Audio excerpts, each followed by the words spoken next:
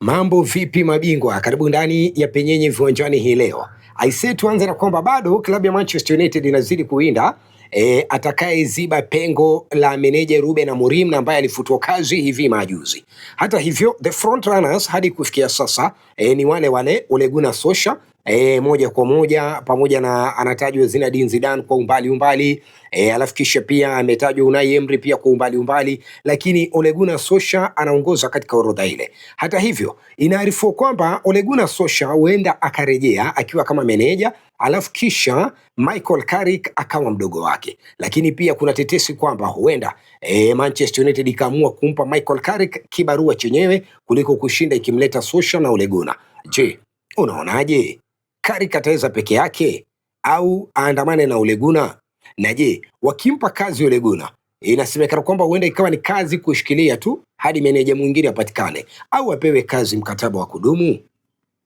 Sema kwenye comment section wewe unaonaje hilo moja kwa moja. Tukiachana hayo, ni kwamba klabu ya Manchester City imeweza kumsajili mchezaji Antonio Semenyo kutoka klabu ya Bournemouth kwa kima cha pauni milioni 65. Hata hivyo Semenyo anatarajiwa kufanyiwa vipimo vya afya hiyo kesho, na baada ya pale boom, inakuwa ndivyo hivyo, yeye rasmi atakuwa mchezaji wa Manchester City. Vivyo hivyo City pia wanawinda sahihi ya mchezaji Marc Guehi. Guehi alihusishwa kujiunga na klabu ya Liverpool katika dirisha la uhamisho la majira ya joto, lakini ikawa ndivyo hivyo, collapse the last day. Lakini sasa hivi Guehi anatajwa kwamba huenda akajiunga na klabu ya Manchester City. Mbona City wanatafuta waja kutokana na majeraha waliyopata katika safu yao ya kati, na hivyo wanamuona Guehi kama the perfect replacement kwa sasa. Vivyo hivyo pia klabu ya Tottenham Hotspur imesema kwamba inamsaka mchezaji wa safu ya usakaji magoli. Kwa nini? Hii ni baada ya Mohamed Kudus kuweza kupata majeraha. Spurs wamemwachilia hivi majuzi Brennan Johnson kuweza kujiunga na klabu ya Crystal Palace, na hivyo angalau wako na kitita cha pauni milioni 65 na ambazo wameweza kumuuza Johnson kujiunga na Crystal Palace. Hivyo tunasubiri tuone itakuwa vipi. Je, watampata nani? Wanamtafuta mchezaji Lassen na ambaye anagaragaza dima na klabu ya Wolverhampton kwa sasa. Na mwisho klabu ya Manchester United pia inamuinda mchezaji Yan Diomande.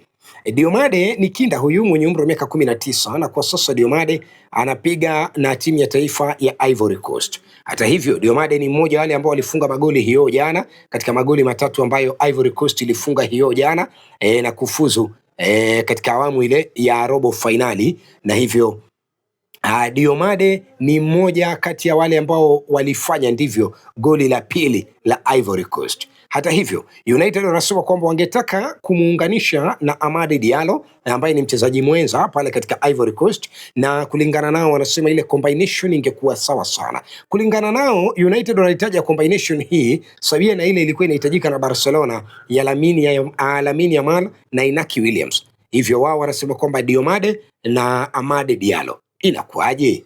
Unaonaje combination yenyewe hiyo?